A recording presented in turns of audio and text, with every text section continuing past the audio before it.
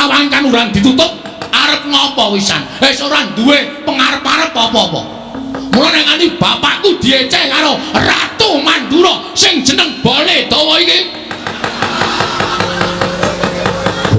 Baladewa iki aku ora trima lho gong iki malah dadi geger kriwikan dadi grojokan geguyon dadi tangisan nek kowe ra wani mulya nggih batur lho ya Ponokawan Ponokawan ki papane ngendi? Teng isor. Kula menika namung kere. Kula menika namung Gedibal 17. Ing atase derajatmu ki wing batur kok dlangap-dlangap ucap mundur wili kaya grojokan. Kowe wani nyes Pranoto Ndwarawati kuwi adikku lanang.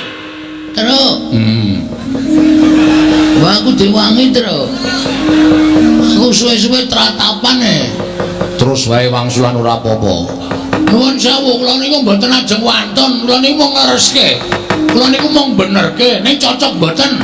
Nek pustaka Jamus Limasada niku ajeng dibeta teng Ndwarawati nggo tumbal niku mung dipendhem. Nggih ta? Monggo nek dipendhem niku ora bali. Kula ngemutke sinuwun Prabu Darmakusuma aja nganti gampang maringake pustaka Jamus Limasada. Napa kula ngenten iki salah? Salah. Salah kula nggih napa? Kowe salah ora nyawang karo derajatmu.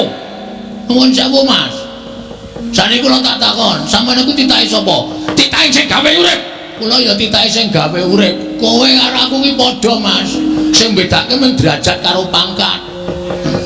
Mboten, nek di mata Tuhan kita itu sama.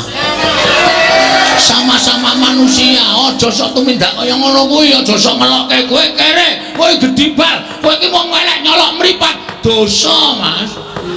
Tak andane dosa sampeyan aja gagas kaya ngene iki, aja ngunekke kawula sing elek kaya ngene iki, aja ngunekke kawula sing ringkih kaya ngene iki. Sampeyan iso dadi ratu niku mergo tak coblos rai sampeyan. Wong kowe le omong malah dadi masalah iki. Cerewet kowe mena. Untal dasmu sisan. Kok ngewangi ora gelem malah meden-medeni wis kowe cengok. Alah denane wis bacot wani wis bacot nyemplung kali. Wis terus yo mengkari ndodok. Lho. Kok mengkari ndodok piye ora? Sampeyan ngunanake karo Bagong kleru. Napa kula kluput? Kula ngemutke ratu Gusti kula. Napa kula kleru? Kula ngemutke ratu Gusti kula. Prabu Puntadewa niku ratu Gusti kula. Nek ratu Gusti kula enten napa-napa nganti cilik lara gedhe mboten wonten terus sing mbayari kula ben sasi sapa? Kula wajib ngemutke ratu Gusti kula sing kleru. Apa kaya ngene iki dianggap salah? Salah perkara derajat pangkat, derajate nggo endi, pangkate nggo endi? Kula takon karo sampean. Sapa-sapa arep digetak, sapa-sapa arep digetak. Dumeh dadi ratu galak. Tangger iki wis saiki ayo muni ya. Ombo nan cangkem, ombo cangkemku kasih.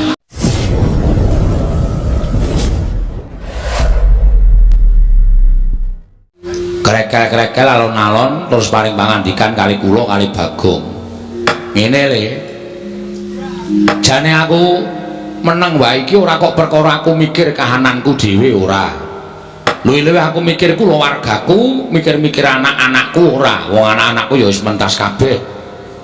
Ning kowe ngerti, nuwun sewu lho kula menika ngoko mergo kula nirokke suwantene bapak. Iya Petruk ora dadi ngopo.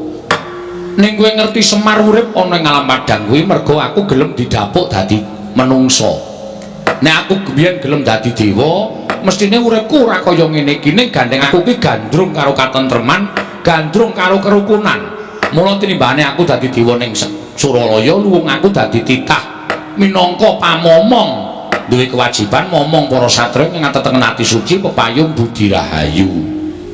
Iya Ponokawan.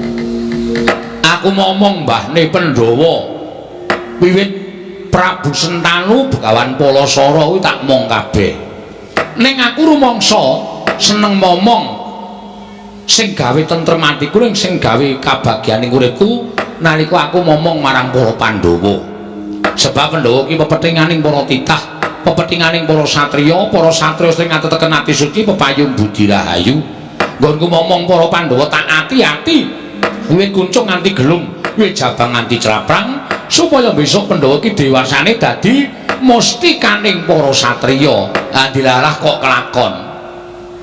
Ngamarta sing dilenggahi para Pandhawa kuwi mujudake negara ingkang adil makmur warata tias bagya mulya gemah ripah loh jinawi karta tata turaharja kawula uripe padha ayem tentrem matsinamatan daya dinayan tunggal cipta rasa karsa lan karyane mula ngamarta jaman semono kondhang negara ingkang panjang kunjung kalukengrat ing bab apa-apane mesti kabeh padha meri marang negara Ngamarta.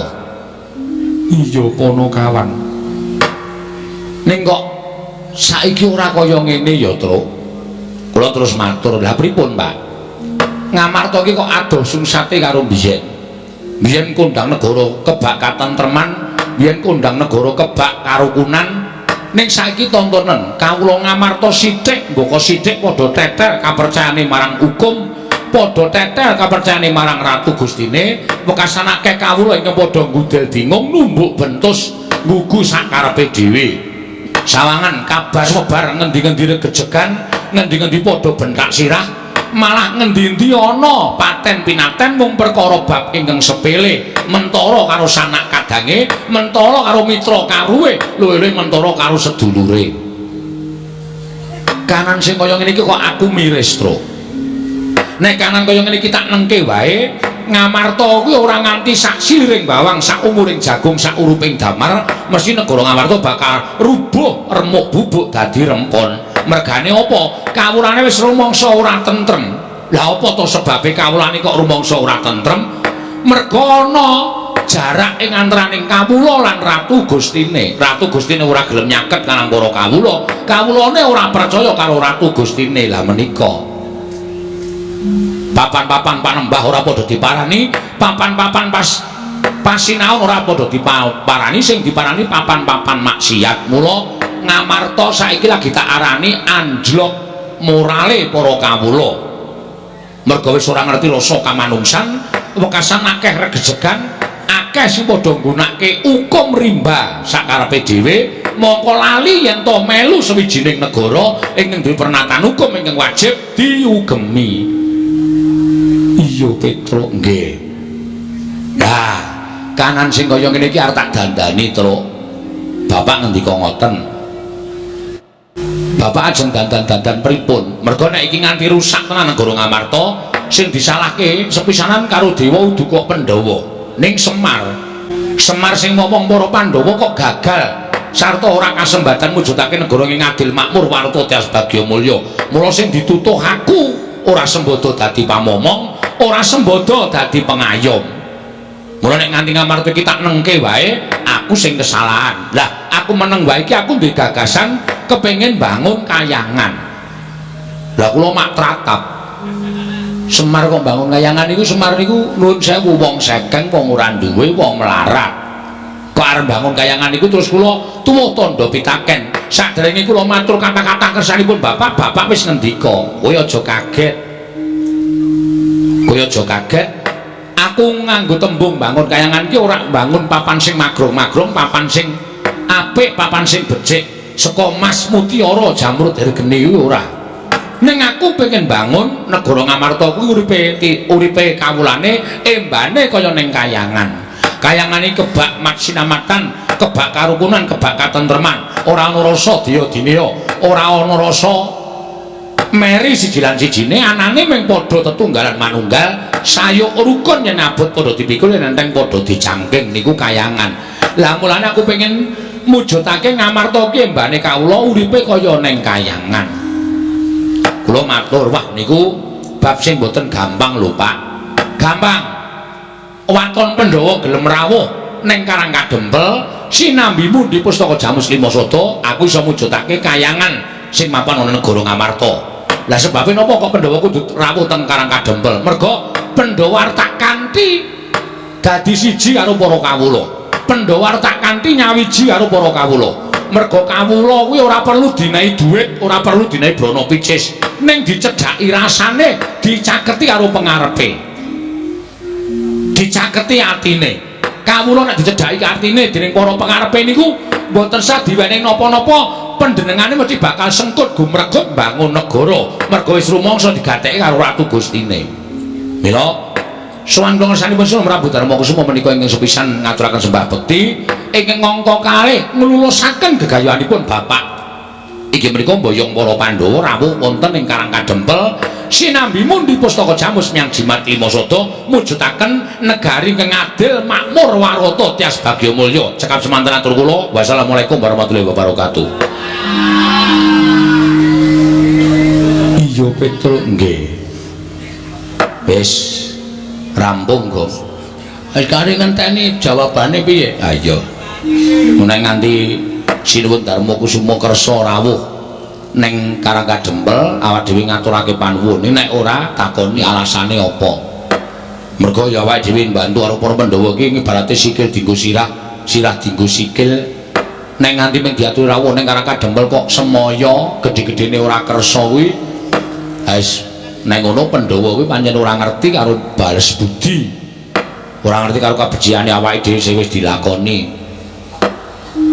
Petro dalem aku tak taren karo kadang-kadangku dhisik ya Petro. Oh monggo mboten napa-napa, mboten masalah. Langkung prayogi taren merga menika mujudaken satunggiling pirembagan supados samangke saged kasembatan panjenenganipun Bapak Semar. Menawi panjenengan sarujuk Ndara Werkudara ora cocok menika ya ora bakal mlaku. Panjenengan kali Ndara Werkudara pun mathuk pun gathuk Ndara Janaka ora mathuk niku ya ora mlaku. Mula 5 cacah menika kedah manunggal dados tunggal. Kedah saged tetunggalan rawuh wonten ing Karang Kadempel sinambi mundi pustaka Jamus Myang Jimat Kalimasada. Werkudara, nggih. Miturut penemumu piye Dimas ature Petruk? Apa gegayuhane Kakang Semar iki mau miturut Dimas Yodipati kepiye? Rasaku ki an gunung sing tanpa guna. Ayo mangkat. Semar gedhe labuhane tumrap negara Ngamarta. Turaba ingkang bakal katindakake dening Semar kuwi gegayuhan sing apik, sing luhur. Ngangkat marang Praja Ngamarta. Barep kakangku, ayo budal dina iki. Iya Dimas. Ngaturake panuwun ingkang tanpa pepindhan. Arjuna penemune si Adi kepiye? Petro, dalem den. Yen pancen bapakmu mbutuhke Probaya, aja metu saka bapakmu. Madukara Usungana bandane ora bakal aku wegah. Waton bapakmu kasembadan bangun kayangan muning Praja Ngamarta. Petro matur sembah nuwun. Ndara kembar pripun? Petro, aku ya sarujuk. Petro, yen isih kurang Probaya, yen perlu kasatriyanku digadhekke dhisik ora apa-apa. Sing wigati mengko bapakmu kelakon penjagane. Wah, matur sembah nuwun tanpa pepindhan. Ndara Werkudara sarujuk, Ndara Janaka mathuk, Ndara kembar wis cocok. Monggo sinuwun. Samangke kula aturi paring dawuh. Kepareng paduka tedhak dhateng Karang Kadempel benjang menapa menawi saking pamayogi kula inggih dinten menika ugi kula dherekaken rawuh wonten ing Karang Kadempel sinambi mundi pustaka Jamus Myang Jimat Kalimasada. Gusti Petruk sabar sawetara. Nggih, sebabipun ewa kaya rasaku, bingung rasaku Petruk. Inggih, sebabe napa?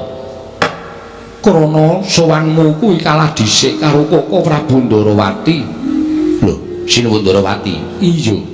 Sinuwun Ndarawati rawuh mriki menapa wonten wigatos? Ana Petruk wigatosipun. Wigatine tanuli kejaba nyuwun ngampil pustaka Jamus Kalimasada. Nyuwun ngampil pustaka Jamus Kalimasada? Iya. Dipun dadosaken menapa? Ngerti yen to negara Ndarawati ketaman pegebluk bisane waluya. Yen to tinumbalan pustaka Jamus Kalimasada. Mongko rawuhin luwih dhisik tinimbang sowanmu. Kepiye meneh Petruk ingkang dhisik kudu tak dhisikake, ingkang keri ya kudu ngalah kelawan ingkang dhisik. Mula kang sangka kuwi yen to bapakmu kepengin rawuhing para Pandhawa kudu ngenteni pustaka Jamus Kalimasada kinarya usada negara Ndarawati dhisik. Samengko tumuli tak boyong marang Karang Kadempel Petruk. Oh. Gom, Rasida le. Rasida ngapa? Ndara Werkudara wis cocok, Ndara Janaka wis mathuk, Ndara Neklustimbar wis oke, Ndara Puntadewa wis nyetujoni ning ana pepalang. Apa pepalange? Sinuwun Ndarawati. Sinuwun Ndarawati ngapa? Rawuh mrene ra. Sinuwun Ndarawati iki minangka kadang mredane para Pandhawa. Aku mung arep takon karo Sinuwun Prabu Darma Kusuma. Ya. Masalahe apa Sinuwun Kresna kuwi pengen nyilun ngambil pustaka Jamus Klimasada? Ya, sing tata krama lho. Siap. Ya. Nuwun sewu Sinuwun. Iya Bagong eneng apa? Ajeng nyuwun prisa. Arep takon apa? Sinuwun Ndarawati nyuwun ngambil pustaka Jamus Klimasada kangge menapa? Dinggo tumbal wadaling praja ing Ndwarawati. Ingkang wigati bakal kinarya tumbal wadaling praja Bagong. Nuwun sewu, kanggo tumbal Ndarawati kenging napa? Kena pagebluk. Akeh kawula ingkang esuk lara sore mati, sore lara esuk ketiwasan Bagong. Pun kula tampa pangendika sampeyan ning niki kula entuk ngrembug perkara Sinuwun Ndarawati napa mboten? Ya wis sakarepmu kono kawan. Nek entuk ajeng kula jelaske. Nek nek mboten napa-napa, kula nyuwun parirahipun Sinuwun Prabu Darmakusuma. Jalaran panjenengan menika nuwun sewu Nalendra negari Ngamarta ingkang jenang wenang jenange bor dhateng kawontenan Datulaya. Sira matur apa Bagong? Namung atur keterangan. Iya, matur keterangan sing kepiye? Nuwun sewu nggih. Pegebluk utawa welaking Jawata. Niku nuwun sewu, niku diparingke sing gawe urip dhateng papan sing pancen menungsane niku ora iso dikandhani. Tegese kon manembah ora gelem manembah, kon tumindak apik ora gelem tumindak apik. Niku dewa mesti paring pagebluk kalih papan niku sranane digawe napa mawon, larang sandang larang pangan, ketukulan ditandur ora tukul, niku sing gawe Gusti. Iya. Nah saniki kula aturi metung Sinuwun. Nalendra lenggah siniwaka menika nuwun sewu sampun ngantos gampil gugu dhateng aturipun sinten kemawon. Mboten mawas menapa menika pepunden, mboten mawas menapa menika Nayaka lan Punggawa, kudu dipetung nganggo nalar sing ganep. Lire piye Bagong? Saniki kula tak takon. Ngastina niku sing dadi Ratu Prabu Duryudana sak urawane, teng mriku enten Sengkuni, teng mriku enten Durna. Niku menungsa pendak dina do gawe dosa. Iya. Ning ra kok ora ketaman pegebluk. Kok ayem-ayem mawon, kok tentrem-tentrem mawon. Terus saniki kula tak nyuwun besok karo sampeyan. Negara sing ratune Titis Dewa niku negari pundi? Negara Ndarawati. Betul. Negara sing ratune Titis Dewa niku negara Ndarawati. Iya, ana kawan Bagong. Titising Sang Hyang Bathara Wisnu. Saiki negara sing ratune ratu lumrah, ora Titis Dewa, ndak ora ketaman pegebluk. Kok negara sing ketunggon Ratu Titis Dewa kok ketaman pegebluk niku nuwun sewu. Napa ketemu nalar? Apa ketemu ngakal? Monggo sing dadi Ratu Titis Dewa lho. Lah niki enten niki panjenengan niku aja gampang percaya. Ratu niku nek gampang percaya morat-marit negarane. Ratu niku nek ora nggunakake paningal batin, ming paningal lahir tok, morat-marit negarane. Saniki ketemune ngeten mawon. Ketemune piye Bagong? Nuwun sewu, jaman sak mangke menika aja percaya karo wong sing paling cedhak kali panjenengan, aja percaya karo kanca sampeyan. Nuwun sewu rencang sampeyan. Merga ana tetembungan kedung jero iso dijajaki, ning atine menungsa sapa sing ngerti. Niki akeh sing kanca tegel karo kanca, sedulur tegel karo sedulure dhewe, merga mung kepengin kedulungan derajat pangkat, merga mung kepengin kedulungan bondo donya. Niku lho, Den. Mula panjenengan kudu menggali babakan perkara niku. Nuwun sewu, saniki pertanyaannya, ya nek iki Kresna tenan, nek udu ayo. Nek udu Kresna, terus pustaka Jamus Klimasada digawa nata Ndarawati, digawa teng negara Ndarawati. Dinggo tumbal niku api-apike ming dipendhem. Monggo dipendhem niku ora bakal bali meneh. Monggo pustaka Jamus Klimasada menika panggesanganipun para Pandhawa. Menika panggesanganipun para kawula sak negara Ngamarta. Nek nganti Pandhawa koncatan pustaka Jamus Klimasada, wong sing ora seneng karo para Pandhawa, arep gawe kampitunaning Pandhawa, arep gawe cilakaning Pandhawa, niku bebasan angel mijet wae ngranti suwe banyu sinaring. Monggo pusaka wis kebaca dadekke tumbal. Sampeyan wis ora duwe pusaka Jamus Klimasada, wong sing ora seneng karo Pandhawa, gawe cilakaning Pandhawa gampang. goleki Kresna sing gawa wis ora ana mergo nuwun sewu niki mung gaweane wong. Napa sampean mboten percaya mboten cilaka? Iya Bagong. Nggih, mula nuwun sewu lho kula ora arep obong-obong siji lan sijine. Ning niki benerke kahanan supaya kabeh menika iso kelakon ora ana sing dirugekke ngoten. Ning nek Semar niku karepe Pandhawa rawuh 5 cacahe teng Karang Kadempel. Ora ndek niat napa-napa. Pandhawa ora pisah karo Pustaka Jamus Lima Sada. Lah tegese Semar niku pancen ngerti nek Pustaka Jamus Lima Sada niku ora bakal pisah karo para Pandhawa. Ning nek pusaka mangparingke Sinuwun Darawati menggo tumbal wis ta yakin ora mulih pusaka. Niku yakin kula mboten ajeng aja-aja ora bakal bali teng tanganing para Pandhawa. Pandhawa kelangan Pustaka Jamus Lima Sada. Nah, wong sing ora seneng karo para Pandhawa gawe cilakaning Pandhawa angel mijet wae ngranti suwe banyu sinaring. Saniki ngeten Sinuwun. Niku terserah sampean. Ajeng mangparingke Sinuwun Darawati napa kula kalih Petruk niku monggo. Ning kula suwun kula cek nyekeli aturipun Bagong. Kula aturi gatosaken aturipun Bagong. Petang-petang teng penggalih panjenengan. Bener sapa? Ngoten. Apik mangparingke Sinuwun Darawati napa apik mangparingke Bagong? Niku teng lambe ati sampean. Nek apik mangparingke Kresna nggih mangparingke Kresna, nek apik mangparingke Bagong nggih mangparingke Bagong. Ning nggih niku nek diparingke Kresna menggo tumbal, nek diparingke Bagong ora pisah karo para Pandhawa prapteng Karang Kadempel. Ngoten mawon. Ngatos-atos lho. Saniki akeh wong nyewake sandangan wayang wong. Nek nganti niki panjal maning menungsa sing niate menghargai rusak negara Ngamarta terus nyilih nyewa sandangan wayang wong wujude Kresna mengargo apus-apus. Wah, sampean cilaka. Yakin niku. Kula mboten gawe-gawe.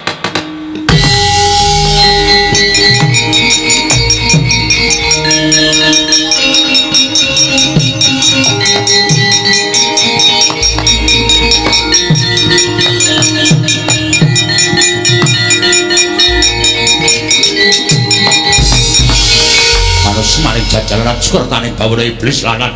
Bagong. Pono kawan Bagong. Mudiar kowe. Aku ora iso omong karo kowe to, rasa sok gawe masalah. Ora sok gawe perkara. Lho, kowe ngunek-unekke Sinuwun Darawati kakange nesu. Terus? Kowe kakange sapa? Kakange Bagong. Kakange nesu kok kakangku ora nesu? Anggo ngopo aku nesu wae karo kowe? Dewangi terus. Pono kan Bagong. Wonten dawuh. Aku tak takon karo kowe gage wangsul ngopi takonku nek pertitis. Derajatmu ya apa? Derajatmu ya apa? Batur, kok ngene kok ratu. Nggih batur lho ya Ponokawan. Ponokawan ki papane ngendi? Teng isor. Kula menika namung kere. Kula menika namung Gedibal 17. Ing atase derajatmu ki mung batur kok dlangap-dlangap ucap mundur wili kaya grojokan. Kowe wani nyes Maranata Darawati kuwi adikku lanang. Terus. Wah, aku diwangi terus. Aku suwe-suwe tratapane. Terus wae wangsulan ora apa-apa. Nuwun sewu, kula niku mboten ajeng wantun, kula niku mung nglereske. Kula niku mung benerke, ning cocok mboten. Nek Pustaka Jamus Lima Sada niku ajeng dipetha teng Darawati nggo tumbal niku mung dipendhem. Nggih to? Monggo nek dipendhem niku ora bali. Kula ngemutke Sinuwun Prabu Darma Kusuma aja nganti gampang maringake Pustaka Jamus Lima Sada. Napa kula ngenten iki salah? Salah kula nggih napa? Kowe salah ora nyawang karo derajatmu. Nuwun sewu, Mas. Saniki kula tak takon, sampeyan iku titahe sapa? Titahe sing gawe urip. Kula ya titahe sing gawe urip. Kowe karo aku ki padha, Mas. Sing bedake mung derajat karo pangkat. Ngoten, nek di mata Tuhan kita itu sama. Sama-sama manusia, aja sok tumindak kaya ngono kuwi, aja sok ngelokke kowe kere, kowe Gedibal, kowe iki wong elek nyolok mripat, dosa, Mas. Tak andani dosa sampeyan aja gagas kaya ngene iki, aja ngunekke kawula sing elek kaya ngene iki, aja ngunekke kawula sing ringkih kaya ngene iki. Sampeyan iso dadi ratu niku mergo tak coblos rai sampeyan. Wong kowe le omong malah dadi masalah iki, cerewet kowe menah. Untal dasmu sisan. Kon ngewangi ora gelem medeni wis kowe cengok. Kaladenane wis bacot wani ya wis bacot nyemplung kali. Wis terus yo mengkari ndodok. Lho. Kok mengkari ndodok piye ora? Samane ngunanake karo Bagong kleru. Napa kula kluput, kula ngemutke ratu Gusti kula. Napa kula kleru, kula ngemutke ratu Gusti kula. Prabu Puntadewa niku ratu Gusti kula. Nek ratu Gusti kula enten napa-napa nganti cilik lara gedhe mboten wonten terus sing mbayari kula ben sasi sapa? Kula wajib ngemutke ratu Gusti kula sing kleru. Apa kaya ngene iki dianggep salah? Salah perkara derajat pangkat, derajate nggo endi, pangkate nggo endi? Kula takon karo sampean. Sapa-sapa arep digetak, sapa-sapa arep digetak. Dume dadi ratu galak. Tangger iki wis saiki ayo muni ya. Ombo nan cangkem. Ombo cangkemku kasih. Sero suaraku kok. Lho ora lho iki tenanan. Sing tau nek kowe meneng wae kok kakangne nesu-nesu iki ngopo? Mergo aku tresna karo adikku lanang. Terus? Kowe tresna ora karo aku?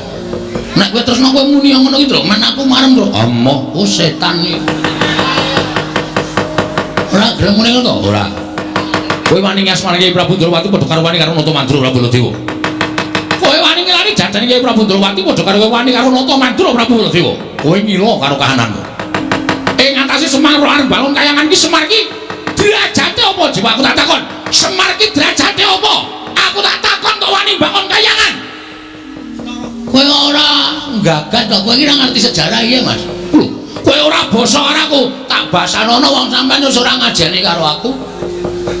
Sampeyan karep dadi Nalendra, nek karo para kawula ngajenono. Kowe aja ngleneng dadi ratu ae.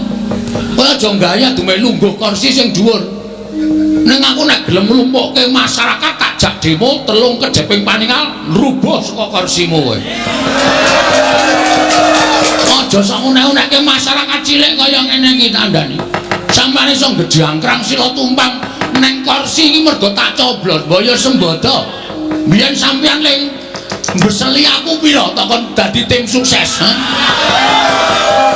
Karo tok janjen-janjeni kene iki sesuk tak bangun aspal tak aspal kene susah tak cor kene sotane toilet kabeh yo ming telek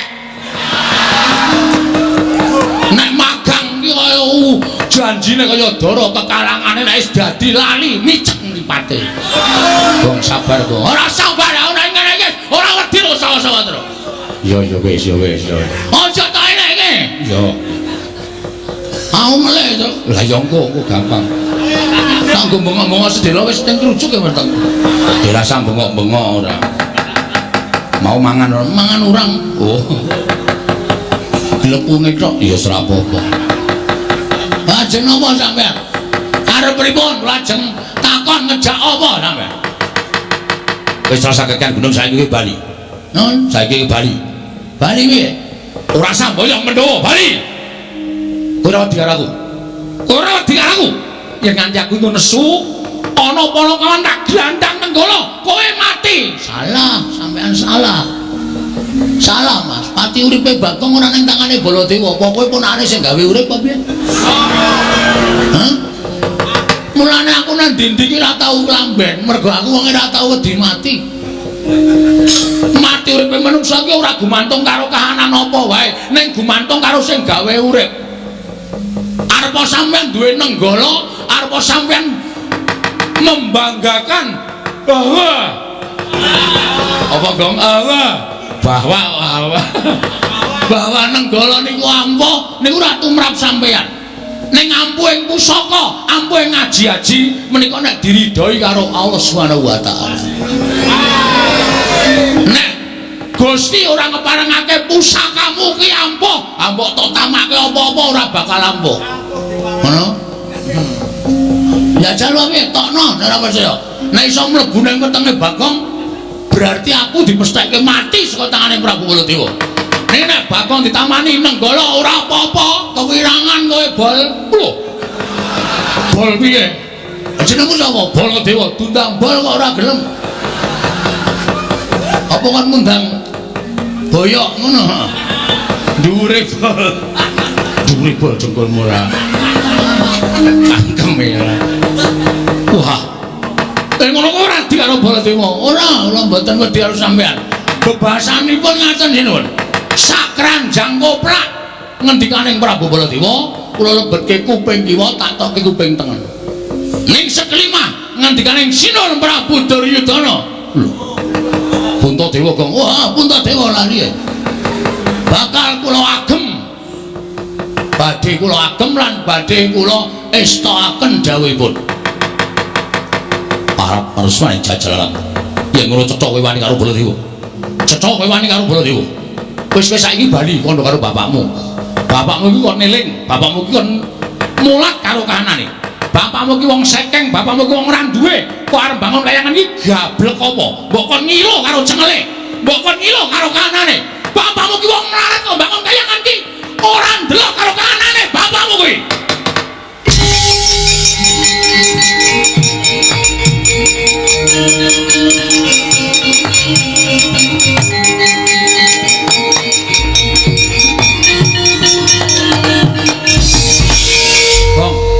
Nganggo sopan lho. Kok njuruk ngadeg metenteng ngarepe Prabu Baladewa, Truk? Iki wis kelewat ukuran menungsa iki. Tegese piye? Sing dinyak udu aku neh, ning babe. Babe sapa? Babe Semar. Ayah. Lho. Anu Bagong kok nyebut kok ayah ora. Bapak Semar. Bapak ki wong sing paling tak hormati, Truk. Piyai sapa ngendikake bapak ki tangan tengene sing gawe urip. Mula sapa sing wani karo bapakne kuwi bakal entuk hukum sing ora ana pangapura selawase urip. Siji, bakal nampa rekoso uripe, angka loro lawanging kanugrahan ditutup. Wong urip ning donya iki nek lawanging kanugrahan ditutup, arep ngopo wisan? Wis ora duwe pengarep-arep apa-apa. Mula nek nganti bapakku dieceh karo Ratu Mandura sing jeneng Baladewa iki. Baladewa iki aku ora trima lho. Gong iki malah dadi geger kriwikan, dadi grojokan, geguyon, dadi tangisan. Nek kowe ora wani mulya. Mulya ngono. Kalakonane dhewe nang kene. Edan malah nyemprot-nyemprot idune. Aku ora ngraup to. Hus.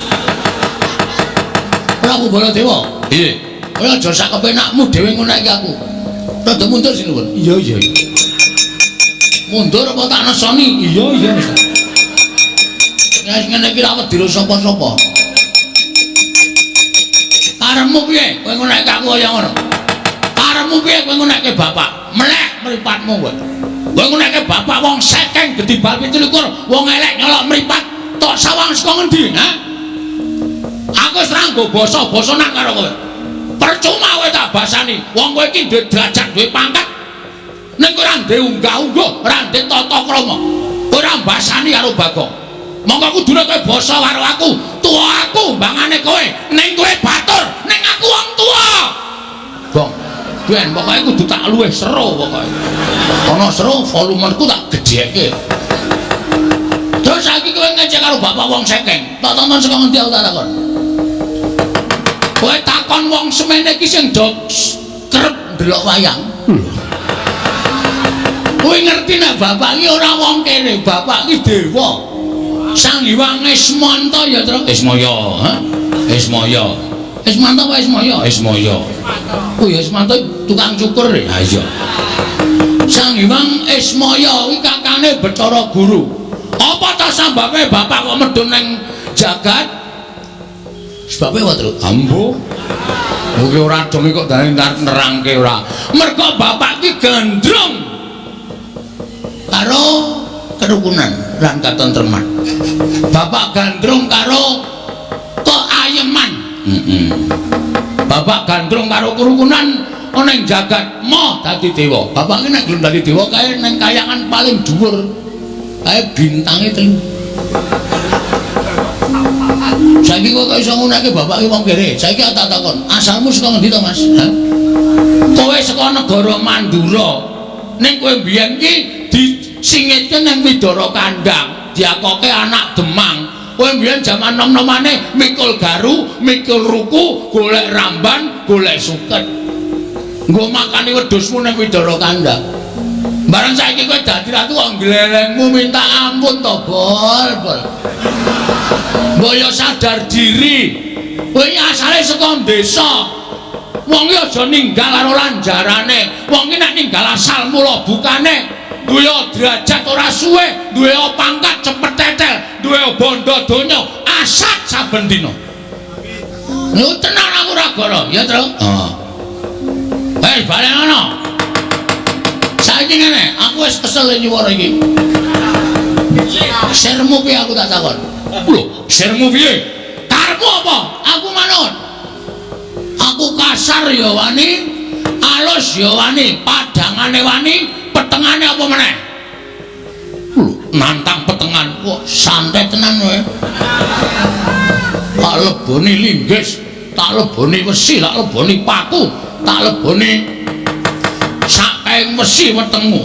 Kok genep setahun kowe buka toko besi.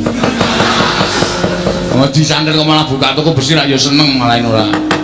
Ayo ngopo iblis? Ayo metu Jawa. Nek pancen wani karo Baladewa, ditenter sepuro kekuatane Bagong. Oke, ora nang kene papane wong nate. Metu Jawa, gelandang negara regane Adipati. Ayo, ayo, ayo.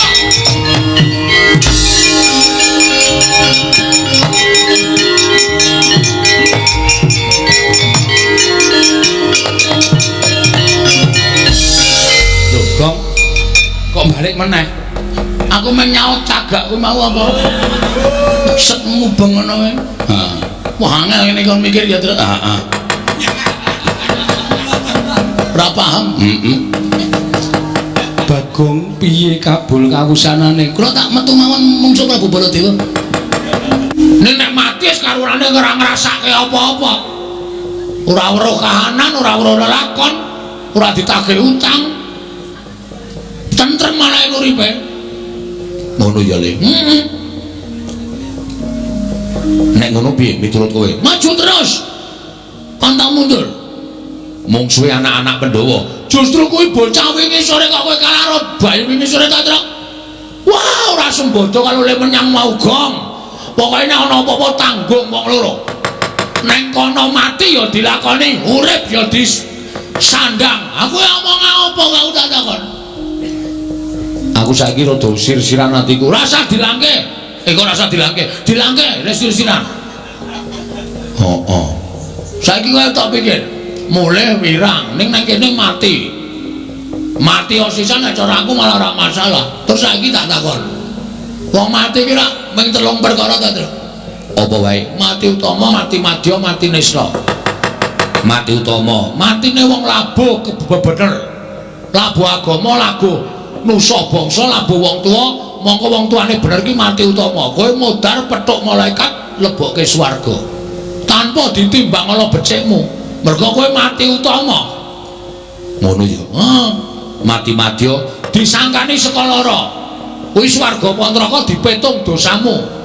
Nek akeh dosane cemplung neraka, nek akeh apike cemplung swarga. Mati nista, matine wong lalu.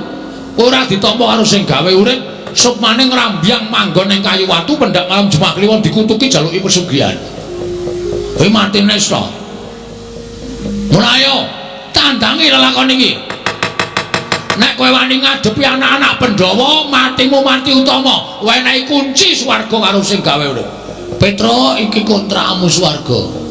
Mlebu nang kono tampane widodari. Ora seneng atine. Oh ya. Wis maju. Ning aku tetep wedi ya kok. Nek musuh anak-anak Pandhawa kok aku tetep semelang. Wah, jan wis. Carane membangkitkan semangat kowe iki kepiye ta, Tru? Lah nyatane aku nek musuh anak-anak Pandhawa, Ndaratosena ngantem aku bisa mudar lek nglawan piye? Ngene wae. Saiki ngene. Iku nek ana anak Pandhawa Gatut kok Copata tekan kene, takoni karepe apa? Ya. Nek kira-kira arep mateni karo kowe, ora kena jak rembugan, kowe rasa melu-melu sing nandangi aku. Iki ora mung ngomong kosong lho iki. Soale kowe iki kulino ngapusi. Kowe kok ngerti? Lah kuwi senengane ngono kuwi kok ora inting ora omong kosong. Ora, yakin. Aku serius iki, Tru. Ya. Terus kene ndi? Aku nang mburimu. Aku wis nganggo kathok pencak silat ngene iki aja kuwatir. Ya. Kowe nang mburiku kene. Kowe nek kira-kira Antasena apa Garuda tekan kene arep mateni kowe langsung jawe aku tak sikate terus. Wah iya, wah iki aku seneng nih. Dadi kowe iki cangkem ombo iki ora mengko kan omong nih ya nyambut gawe. Ah ya kowe kan madang bareng. Ah iya. Ning ora apa-apa, ora masalah. Buri kene kok tak tunggune. Aku siap-siap kowe nek ketemu sapa wae takono arep mateni kowe, arep mateni aku jawile tak ajae terus. Ya, tenan ya, Kong. Tenan aja kuwatir. Ya, wah seneng aku.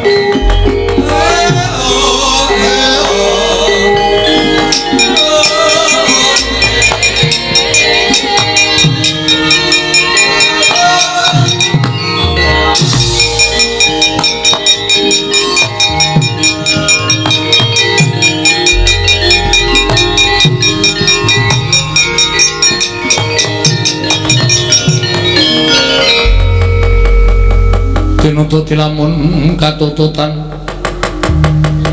lamun mangsa prawira ditaya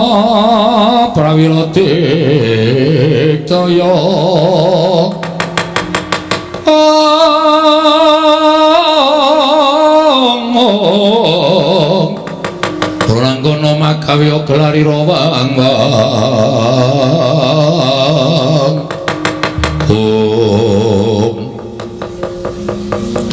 Gong tak takonane nek kira-kira arep mateni awak dhewe kowe tak jawil siap rasa kuwatir aku tak mikir jurus. Oh iya Ndara Antasena iya Tru rawuh mriki kok sajake nawung duka enten apa Den panjen kemono nyoto kowe tak takoni ngaku ya Tru nggih kula mboten ajeng goro kalih pepundhing jenyatanipun sampeyan niku bendara kula mboten ajeng goro Tru kowe tak takoni nggih kowe wani karo Siwa Mandura ya. Oh nggih. Lah pripun to? Yen kowe wani tenan karo Siwa Mandura, aku dikongkon karo Siwa Baladewa kon goleki karo kowe, kon bondo tanganmu utawa ngrincung sikilmu. Nek kowe ora gelem, nek kowe bangga aja lakon dosa, aku yang bakal mula sara karo kowe. Mula mapan tak bondo tanganmu tak krincung sikilmu dina iki Petro. Mangkene to. Dirembuk sing perkarane rasa dadak rembukan perkara. Kowe wani karo Siwa Mandura padha karo kowe memirang marang pasuryaning para Kunden Pandhawa. Memirang karo anak-anak Pandhawa, kowe abdi sing ora ngerti tata krama, abdi sing ora ngerti unggah-ungguh. Kowe mirang-mirangke Kunden Pandhawa mongko manut tak bondo tanganmu tak krincung sikilmu Petro. Ayo Gong, ayo. Gong, sik wetengku lara itu. Wetengku lara banget. Lah terus piye iki? Sik loro tenan iki, loro sak dhuwur-dhuwure barang gitu. Oh apa? Waduh, tekan pulau ngati terus rasane. Asam lambungku munggah. Ya wis rasa mikir werna-werna. Kanane koyo ngene kok tak mikir werna-werna. Asam lambungku munggah tenan. Jangan ngomong aja terus. Iya. Mun wis mari tak gebukane. Iya. Siap Lunino, siap. Mangke enten. Perkara kula ajeng mangcekel monggo ning nuwun sewu. Sing jeneng wong niku adil-adile nek sampeyan niku nampa pelapuraning Ndara Baladewa ning ya sampeyan nampa atur kula tegese loro-lorone disuwuni keterangan nek pun keterangan loro-lorone niku pun mlebu teng sampeyan mangsaring sing bener sing pundi sing puput sing pundi perkara Petro ajeng mangboto bandanen Petro ajeng mleboke pakunjaran mangleboke pakunjaran mboten napa-napa lha ning kula tak matur apa to sababe kula kok wani karo Siwa Mandura niku wonten perkarane apa sing wani niku dudu kula lho sapa niki duwer niki adik kula niki ning sareng kula petung Bagong wani niku mergo Bagong milani karo bapak lho milani karo bapak piye kula dikongkon karo Bapak Semar yo dikongkon angge dikongkon teng negara Ngamarta bapak niku ajeng bangun kayangan bangun morale para kawula sak negara Ngamarta syaratnya Pandhawa diaturi rawuh teng Karang Kadempel sinambi mundi pustaka jamus miyang jimat Klimasada ning teng niku wonten Sira Ndarawati Sira Prabu Mandura ngendikake nek kepengin nyuwun ngampil pustaka jamus Klimasada kinarya tumbal wadaling negara lah niki duwer nerangke negara sing ketunggon Sang Hyang Wisnu kok ketaman pegebluk niku napa wonten kelakone mongko negara-negara liya niku ora ketaman pegebluk ning kok negara Ndarawati sing ketunggon dewa kok ketaman pegebluk ngoten niku terus Sinuwun Mandura duka Bagong manusmane jajalan sekertane bawana kowe menungso ora tatanan batore kok wani wangsulan karo Bendara Bagong ya wangsulan kula wis ngelekke ning Bagong iki pancen wonge ngeyel terus Sinuwun Mandura ngendika ngenten iki Bagong kowe bali yo kandha karo bapakmu wong sekeng bapakmu ki wong randuwe bapakmu ki wong melarat men gedhi balar bangun payangan ki ngilo karo cengele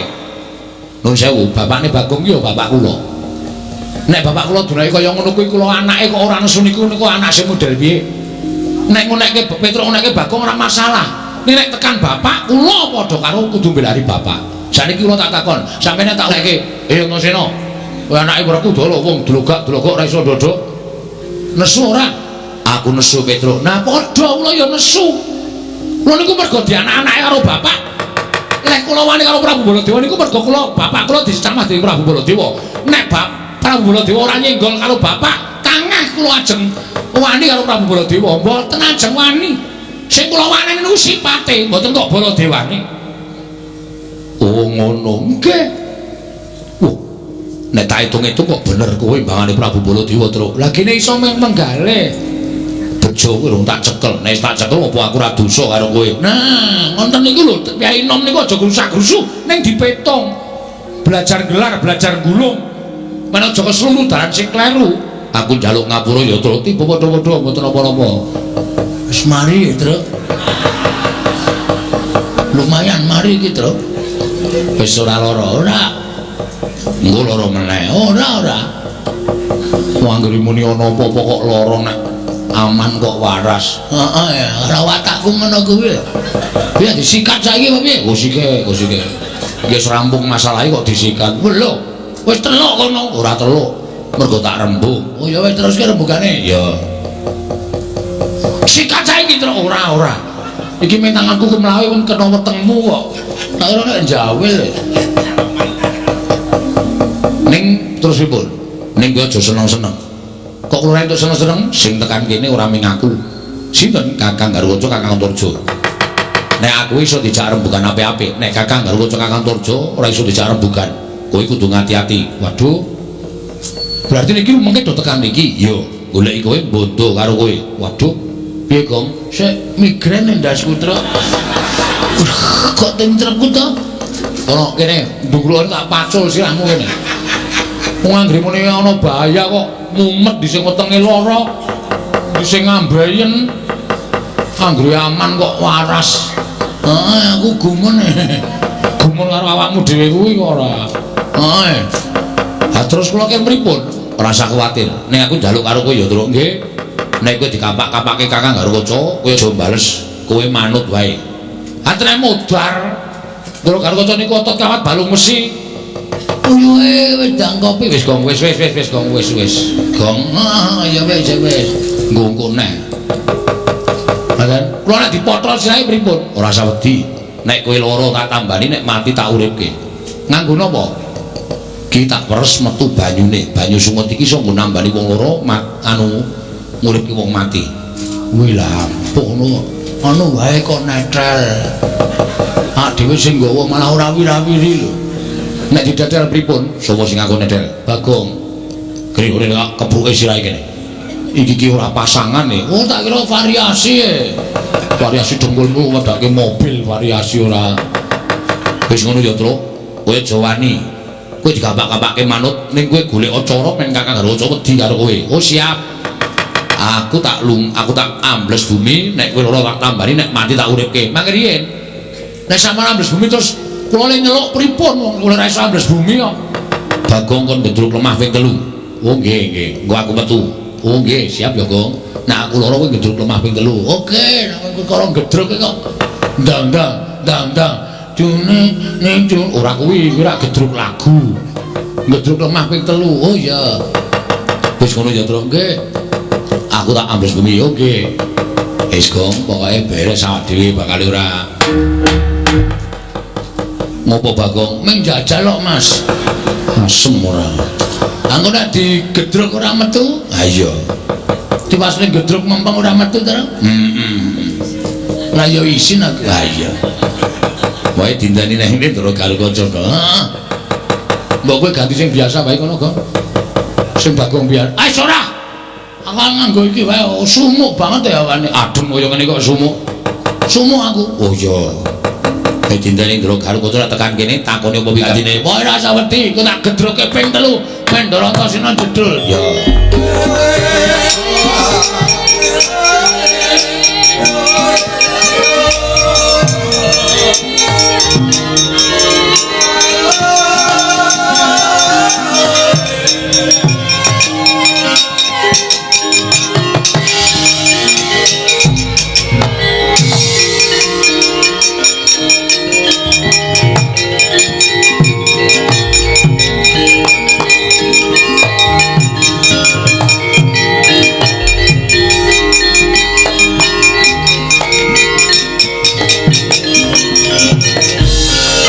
Kototian Gatotkaca kinon mapak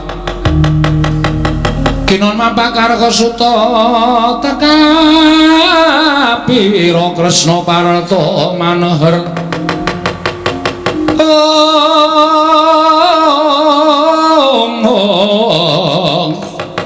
Parta maneher sakti ing ujaran wang-wang semunggar cita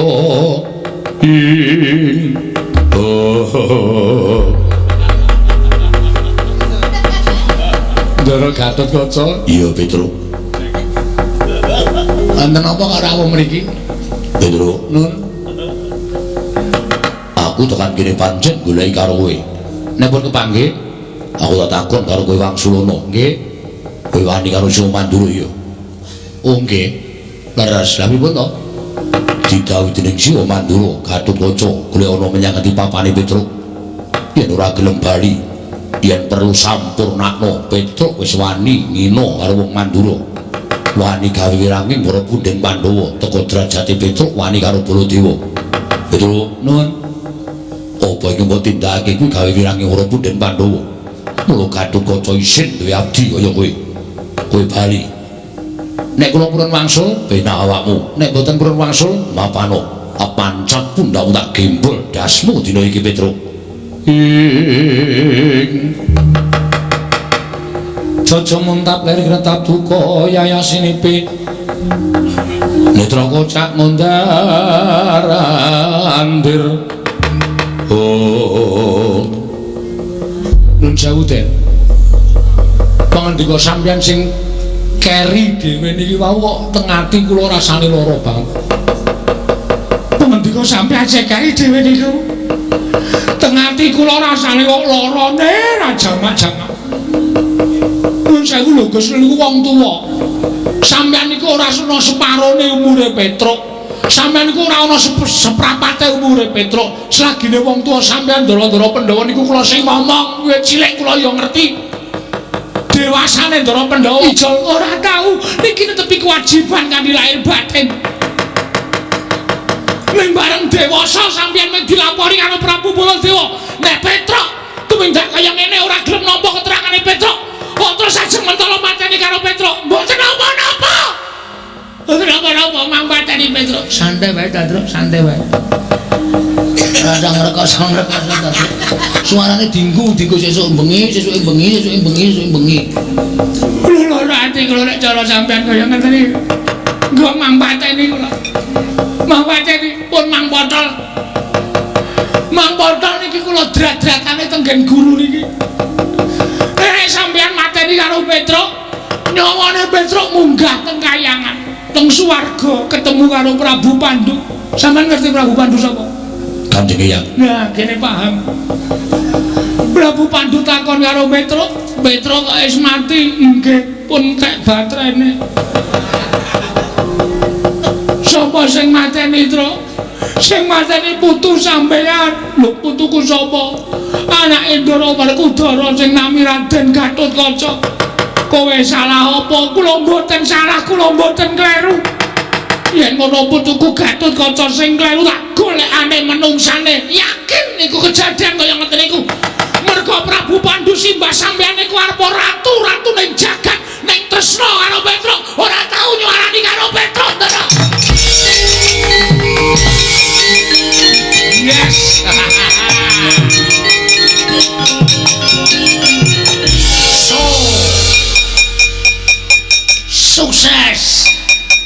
Ayo. Ora kowe kok iso nangis ya, Tru? Ayo iso ya. Kowe iki biasane ra angel nangis. Anakmu mlebu rumah sakit kowe nanggap dangdut ya. Cengelmu ki ora. Wong anake mlebu rumah sakit kok nanggap dangdut ora. Kok iso nangis? Ayo nggawa brambang tak leletke mata. Mengkari jewewek lho wis metu kabeh.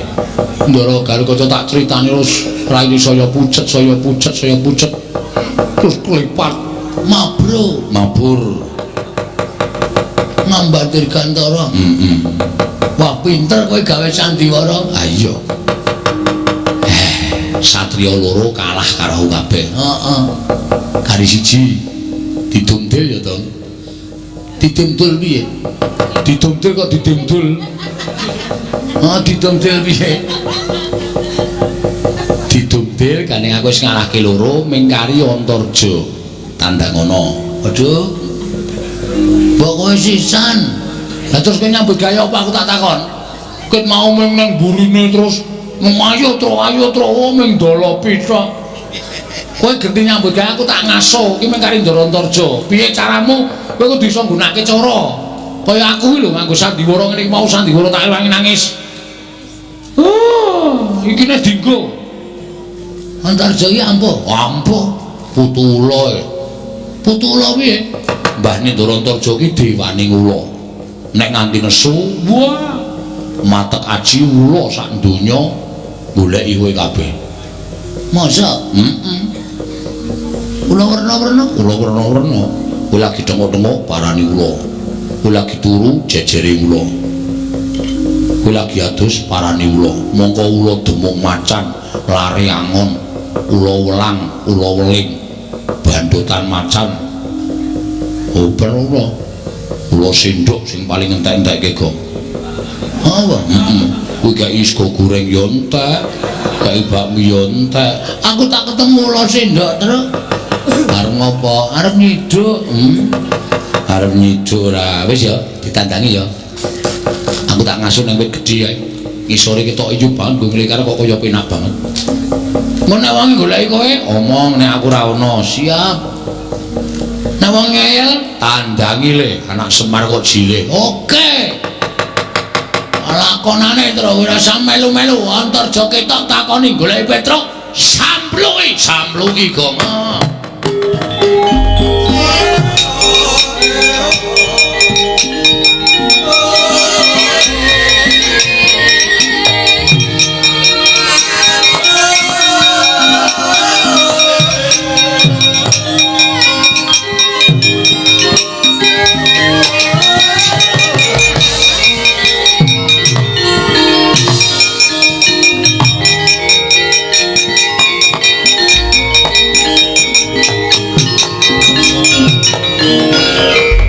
Bapak keperanggul mungguh ngayuda.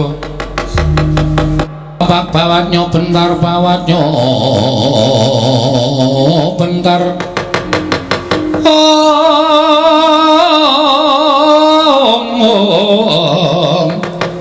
Bapaknya mungguh ngalogo.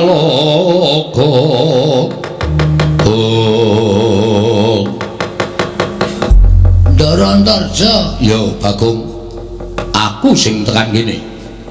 Kowe gatosipun Goleki Petruk, kowe ngerti Petruk apa ora? ngertos? Korene. Oke. Terus? Sing digoleki kowe kok. Wah, jan. Aku ora iso omong to nek goleki aku ora ana. Pokoke didum nyambut gawe didum wong loro. Wah, aku muni ra ono. Ora ana. Ngaku ngapusi, Ora apa-apa. aku dosa. Tak sanggane. Ya. Petruk ora ono. Kowe ngudheke aku. Kowe guneman ning kono mau karo Petruk, aku krungu tak kandhani. Wah, Truk. Krungu Ora ana wong tak pancal raine. Ngomong nek iki swara radio. Oh iya. Suara radio. Radio ngendi? Kanca tani. Kanca tani kok omong-omongan. Kanca tani iki biasane uyon-uyon. Wah, Truk ngerti. Wah, jan aku suwe-suwe mumet lho, Kong. Nganu liyane kanca tani. Oh iya. Radio ngendi? Ragune radione kanca-kanca. Urung tau urung ta kowe? Urung. Lagi anyaran kok. Petruk nendi? Ora ana, mboten wonten. Sampeyan mriki ajeng napa? Goleki Petruk. Nek pun ketemu, Petruk tak bondo. nek Petruk ora gelem, Tak jiat. nek Petruk wani, Tak pateni. mateni Petruk. Iya. Ngopo dadak suluk barang men seniman e padake. Katriku mulung mangrempake badhe. Magiri runanggono, runanggono.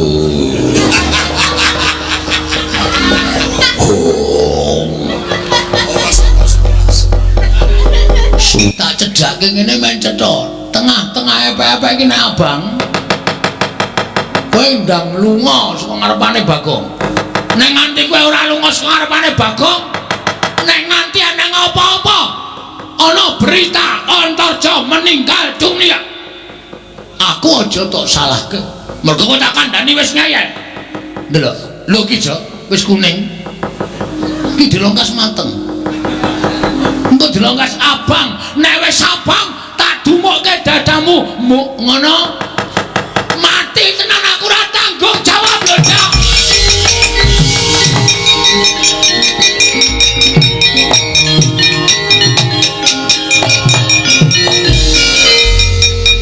Tok apake, Gong? Tak pusi. Kok saka kono kaya bungok-bungok banter banget. Ning ngapusi piye? Tak pusi apa-apa kuwi matno, abang apa ora? Kok glelek duwe epek-epek abang barang. Apa tekan sesuk sore ya ora abang-abang. Wong jenenge memang ngapusi kok. Aku dadi kono percaya. Sajae apa-apa kuwi iso malik tenan tur ning mbuh dayane apa. Mripate Antardosa yo mendelik terus. Tamake kowe brubut ngeleng ya terus. Tak uyuane ya Aja kaya jangkrik wae terus metu ora. engko nek anu wah ampuh tenan ya. Heeh. Gong, ana sing joget-joget ya sapa kae? Endi? Kae. Anggo Udu.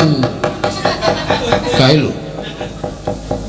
kae lho ana lho kae. Oh ada ana sing pentas anggo Abimanyu ora iso mabur.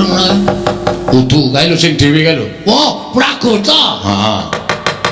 Kae dudu bendara, dudu sapa-sapa truk. Pate Mandura. Nek ora nesu tru. Senyum to, moh. Senyum untumu ku lho dicabut ku lho. Ngomong kiwir-kiwir iki ra risi kok. Ora malah apik kaya kanggo mung iso ngono kuwi. Mun nek kelek Mbok men malah ra wareg selawase. mati dereng aku panggawa tak ayoni Ndara Pragota.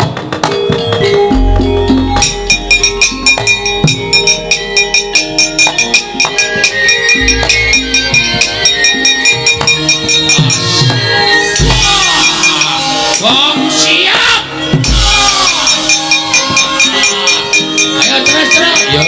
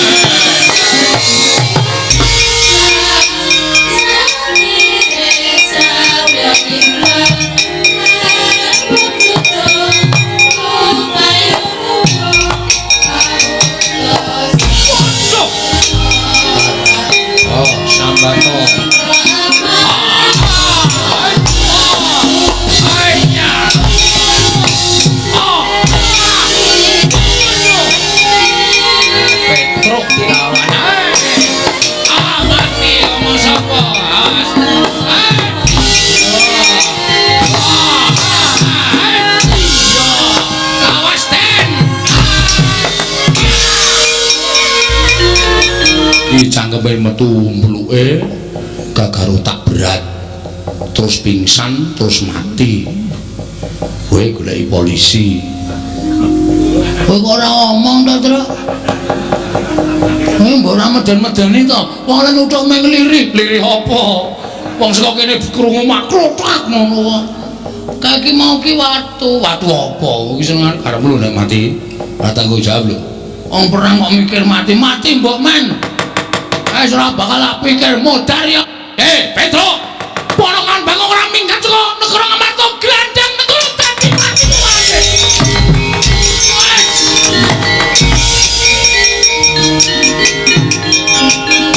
Manus kare jajalan sepertane boleh pisanan.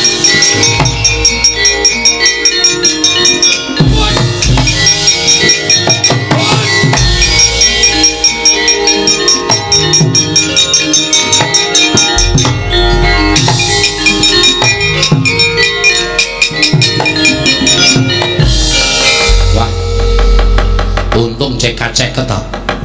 Sinuwun Mandura tak rungokke lah kok duka ya sini Petro kanong bola ora minggat saka negara Ngamarta glandang nenggala.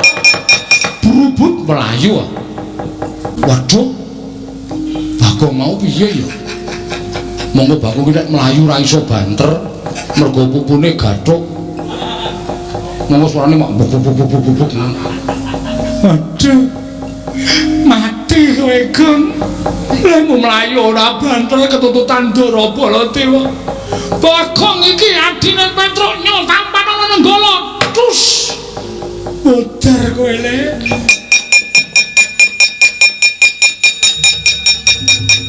Lho. Iso slamet, Gong. Asem aku ngojek e. Lho. Ngojek? Nah, ora iso mlayu kok. Ya syukur nek kowe ndek ide ngojek. Kowe klepat melayu, aku arep melayu, wis ketinggalan adoh. Ana ojek tetek tak cengklaki. Oh. Wah, melayu kok. Mbok sing ngojek iki tuwa. Montore Yamaha 75. Ayo. Dadi ming suarane tok sing seru. Wah, mlakune ming 20. Masa ojek diselip Baladewa? Baladewane ngelip. Ngelip pedagang ora to aku merem karo ngekep tukang ojek. Helme tak nggo. Oh. Oh, tak walik helme. Sing ketok cengelku dadi ra weruh rupaku. Ayo. Slamet wis. Slamet. Yo bali, Gong. Ayo bali saiki wis wancine bali. Nek maju modar. Jare kowe wirang karo mati, pilih mati. Terus Ngapa iki? Iso ngalake anak-anak Pandhawa kok bareng kono bantongane metu kok kene bantongane ngejak mulih. Ora gayeng iki. terus Maju terus. aku mati nek maju. Ingat. Mati utama langsung swarga. Mergo kowe mbelani bapak. Oh iya ya. Wis malah tentrem ning swarga terus ora usah ngliwet. Rasa nggodhog wedang apa-apa kebutuhan dicukupi karo widodari ora digoleki mendring. Ayo. Aku iki banget ember barang ya kredit kok ya. Ora wong ora duwe kok. Wis ben sakarepku ya. Wis modar wae apa-apa. Dengkulmu ngocot ora. Nek ngono terus iki piye? Wis rasa wedi kowe tak sangoni gaman, Mas Wa. Asli to aku ora goro. Bapak bangga denganmu. Nek nganti kowe mati, kok jasadmu tak go mulih karo bapak dipendhem ning Taman Makam Pahlawan. Iki Petro sing belani karo bapak. Dikai gendera kaya pahlawan sing wis gugur ning Madyalaga. Oh iya, Kong. Ayo santai wae. Wis dadi Taman Makam wis dipendhem ning Taman Makam Pahlawan, matimu petuk widodari ning elek-elek. Ya men. Elek-elek ya men. Munggah ning kayangan. Mandi ning swarga, golekno gaman. Golekno gaman. Arep apa? Arep maju. Ngono kuwi cah kendel mati kok wedi. Apa? Kula badhe maluyaken negari Ndarawati. Mangke menawa Ndarawati sampun ketingal Padang. Tumunten kula badhe ngunduraken pustaka Jamus Limasada negari Ngamarta lan ngupadi wonten pundi dunungipun Petro. Saestu Koko Prabu, Yayi kula mboten badhe wantun atur lamisan paduka Yayi Prabu Ngamarta. Menawi kula mekaten dinten sakmangke monggo pustaka Jamus Limasada kula aturi nampi. Nanging menawi nangke negari Ndarawati sampun ketingal Padang, kula suwun pustaka kakunduraken wonten negari Ngamarta. lan paduka Kanjeng Koko Prabu kepareng mangupaya wonten pundi dunungipun Petruk? Oh inggih ngestaken dawuh. Koko Prabu Mandura? Nggih. Sawetawis Koko Prabu kula tilar wonten negari Ngamarta. Gusti, aku tinggal ning Ngamarta iku arepe piye? Monggo Prabu lakone negara Ngamarta ku mung minangka dadi saksi tama atur Kyai Kresna inggih kunjuk Kyai Prabu Samyaji. Koko Prabu terus ngendikanipun Koko Prabu Mandura, nuwun mapunten kula badhe mujatrosanipun Koko Prabu Mandura. Mangke menawi negari Ndorowati sampun padhang, kula ngunduraken pustaka Jamus Lima Sada sinambi methuk paduka Kanjeng Koko Prabu. Ngono Kresna. Inggih. Ya. Yen pancen kaya mengkono aku mengkari manut. Mila klaturi lenggah sawetawis wonten negari Ngamarta, Yayaji wonten dawuh pusaka kula aturi maringaken. Lan sakmangke kula nyuwun pamit wangsul dhateng negari Ndorowati. Koko Prabu monggo kula aturi nampi. Namung sembah kula ingkang nderekaken jengkar paduka Kanjeng Koko Prabu Ndorowati. Koko Prabu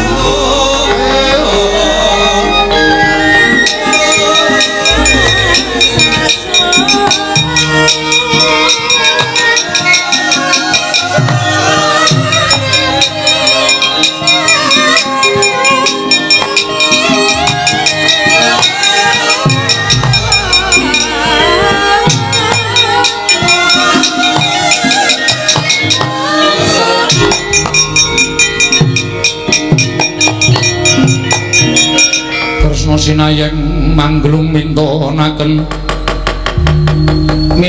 Dewi Kramanira kanggo mitiraning asta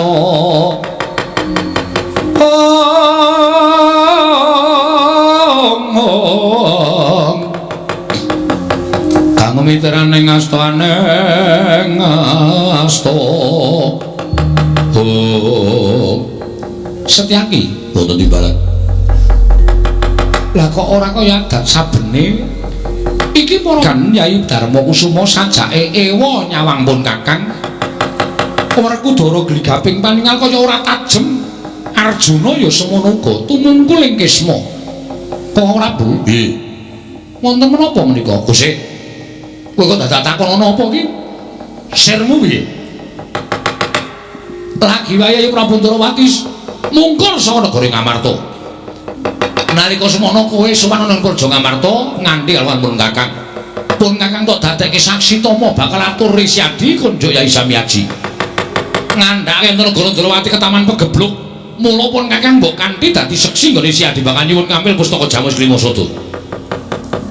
Barang Risyadi nampa pustaka Jamus Lima Sada pun Kakang ndok tinggal ning kene.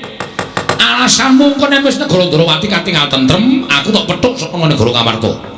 Lah kok saiki kowe bali mrene iki ora piye? Ya aja gawe bingung atiku lho Kresna. Setyaki wonten timbalan. Wis kecandhak saiki barengipun. Iki mesti ana Surya kembar. Mboten ketingal. Wis tak urusi dhewe kok rasa melu-melu Setyaki. Nggih, ngatus-atus kok Prabu. Yayaji. Kula nyuwun pangapunten. Paduka Yai Samyaji platuri lenggah ingkang langkung sekeca. Werkudara tentremna rasamu ya. Ora usah bingung. Kok Prabu? Nggih. Mangke kula ingkang badhe narbuka lampahan menika. Tegese piye? Laturi lenggah prayogi. Arjuna kula wonten maring adham. Perangan ingkang padha lenggah ning kene iki ora ana sing tak percaya kejaba mung Syadi. Merga jagat iku wis dadi paseksen. Wisnu kuwi bibelah dadi loro. Ingkang separo mapan angganing Nata Ndorowati, separo mapan angganing adiku Madukara.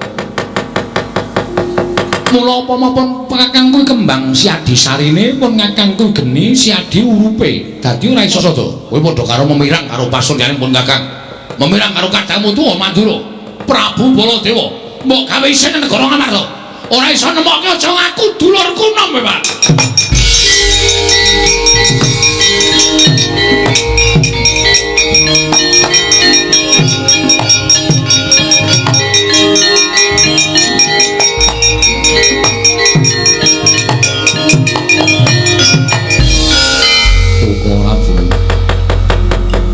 Kados pundi lampahan menika wis-wis rasa dadak digetuni. Saking nelakon kuwi adile mung dilakoni. Inggih. Penandang kuwi adile mung disandang. Mbok menawa wis dadi lakoning Nata Ndorowati lan iki wis dadi sandang aku. Tak nggone Janaka ora usah kuwatir. Inggih nanging pustaka Jamus ki masada ical. Ilang kuwi ora iso digoleki to. Waton sinartan pambudidaya menungsa diwenehi akal pikiran kuwi dienggo budidaya. Inggih ora kok menggo wangun-wangun. Inggih. Semono uga Janaka tak jaluk sesuk meneh sing tanggap ya Yayi bareng paduka. Semar kuwi samar, kae ora iso digagapi nganggo ya kuwi nalar sing ganep. Kakang Semar kae panjalmaning dewa. Kae weruh sadurunge winarah. Mula sejatine iki mau utusan karo Petruk merga Kakang Semar ngerti yen to negara Ngamarta kuwi ketaman mendung. Ora suwe meneh mesti dadi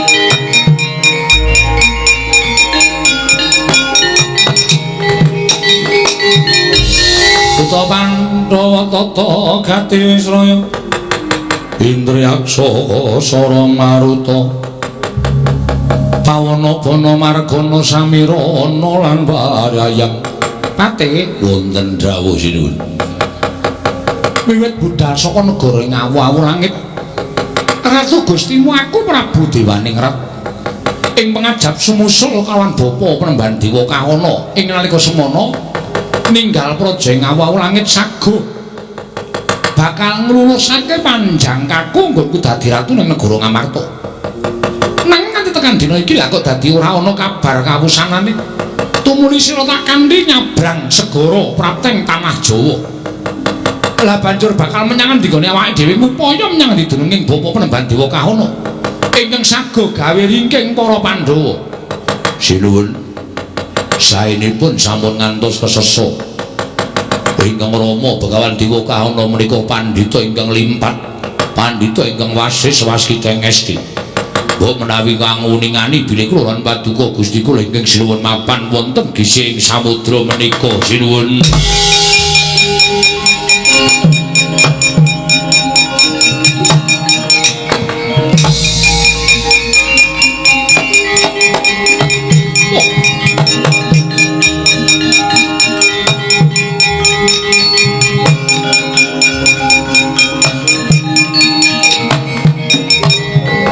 Pandhita kang kinarya wangsit pindha kumbang hangajaping madu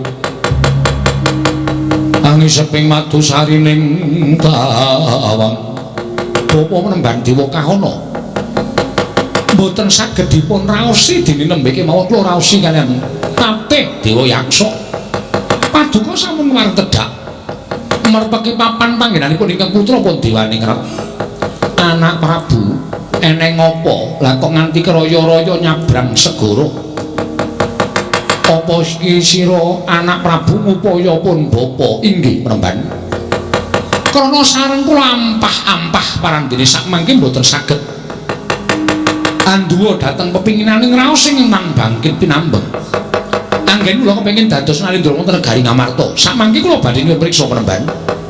Panjenengan sampun sagah ngupaya keringkianipun para Pandhawa. Samangke kula nyuwun priksa, lajeng keringkianipun Pandhawa menika mapan wonten pundi? Mara gage midhangetna ya nggih. Iki pusaka wujud layang druwang putih, mulus putih. Iki ingkang winastan pustaka Jamus Myang Jimat Klima Sada. Nggonku ngimpi-impi kepengin rebut pustaka iki. Nganti wis sawetara suwe mapan ana ing Praja Ngamarta. Tumuli aku entuk srana Membanata Ndarawati ingkang tuhu kuwi dadi pengayomaning para Pandhawa. Wekasan Pandhawa ora padha cubriya kelawan aku. Pustaka Jamus Klima Sada diparingake marang aku lan saiki wis ndak asta ning astaning Begawan Dewa Kahana kula. Dewaning Rat wonten dawuh. Ngerti ya nggih. Pustaka Jamus Klima Sada kuwi panguripaning para Pandhawa. Yen Pandhawa koncatan pustaka Jamus Klima Sada kuwi upama kowe bakal mateni Pandhawa 5, angel mijet wae ngranti suwe banyu sinaring. Pandhawa ora bakal bisa nglawat Dewaning Rat. Waduh, ngaturaken panuwun ingkang tanpa pepindhan.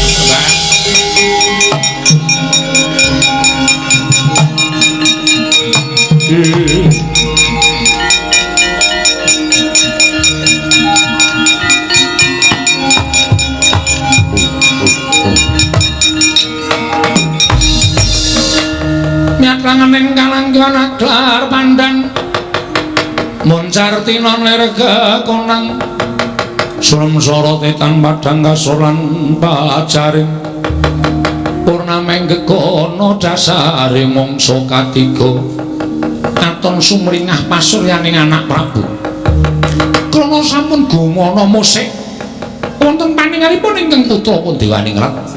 Anggen kula badhe klampan lenggah damar Prabu negari Ngamarta. Sirmu piye nggih? Mboten wonten ingkang kula ajab kejawi amung saged mbondo Pandhawa gangsal. Lah banjur keparemu dinten menika badhe kula ampyak negari Ngamarta. Sira ora nggawa wadyabala sak wutuhe. Najan kula mboten wadyabala sak petahipun nanging bapa penemban sampun saged mbeta pusakanipun para Pandhawa. Pandhawa tentu sirna sae tanganipun ingkang putra pun Dewaning Rat penemban.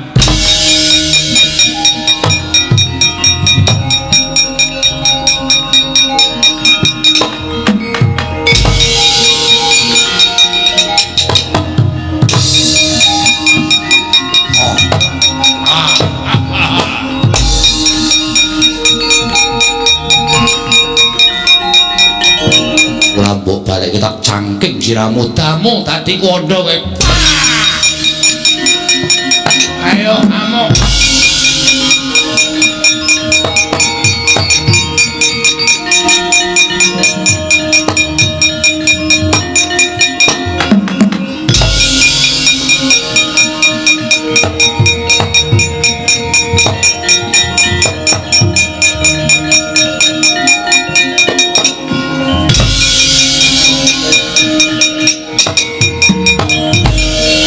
Arjuna wonten dawuh.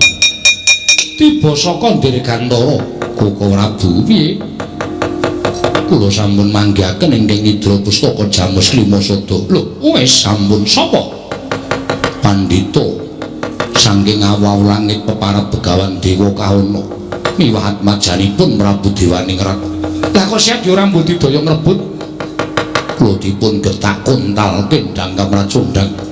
Dawah wonten ngajianipun Paduka Kanjeng Koko Prabu menika Koko Prabu lah dalah ora pati duga mon.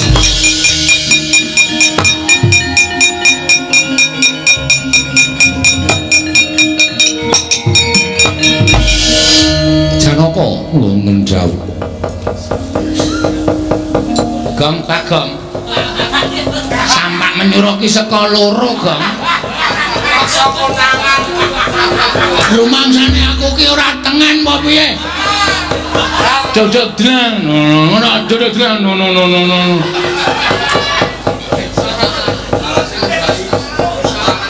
Merem ya merem. Ning nganggo tala krama. Merem wong aku tata krama ki cara ngendi. Konangan. Wis ayem e.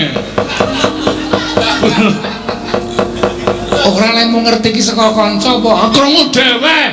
cah tengene ning nong lho. Adiake ora Arjuna wonten dawuh golek jago monggo kula dherekaken ngono.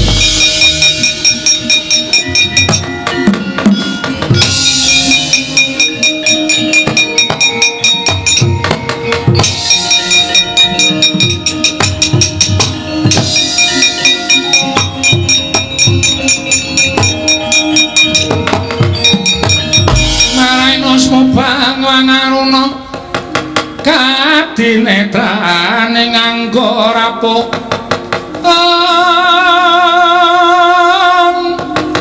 kene dungane engkung lir kanikara saketer babatoke ngayam wono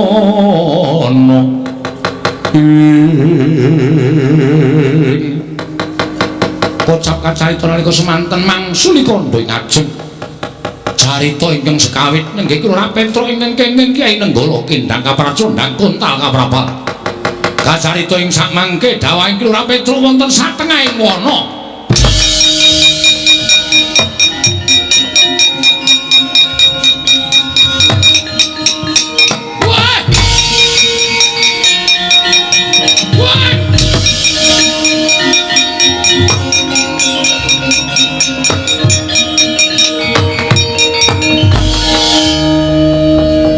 dipikir-pikir ya ora ketemu ngakal. Nek kena Nenggala wis jam 3:30 mau kali tiba 3:04. Saking suwene mah ya ngliwati pirang-pirang pulo. Nek wis ora apa-apa nang jeneng ya wah ya iki piye kok. Oh dadi ning alas kok ana wong dodol soto ya. Oh ambune kok breng-brengan tekan kene. Nah enak. Bilani bapak nganti malah ketuyung-tuyung uripku tekan tengah ngalas ngene. Wah, Jamir. Gong kowe sida omong bojoku nek aku ora mulih 3 dina kon nyameti tekan 1000. Lah sing dislameti isih meger-meger e, Wer. Sing dislameti sapa, Gong? Kowe matur karo bapak nek aku ijek urip. Ning kowe ya ora ngerti nek aku ijek urip ya, Wer.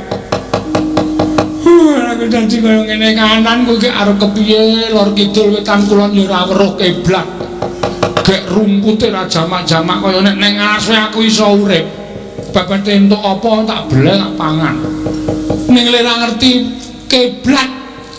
Nek mungsuh kewan galak wae iso mlayu iso endo. Nek mungsuh demit terus dicucuk mbon-mbon aku. Wah, wis urip kok kaya ngene iki. Nek ora nulungi aku bangeten, Pak. Kowe bangeten.